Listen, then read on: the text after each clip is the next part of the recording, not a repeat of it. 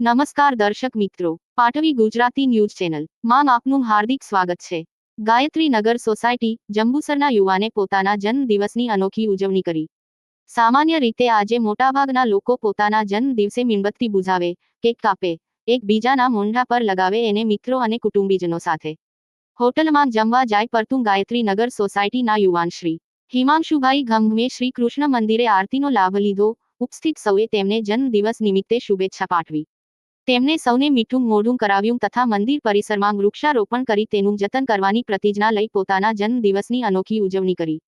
સમાજને અનોખું ઉદાહરણ પૂરું પાડ્યું। પાટવી ગુજરાતી ન્યૂઝ સહતંત્રી મનુભાઈ ગોહિલ કહાનવા।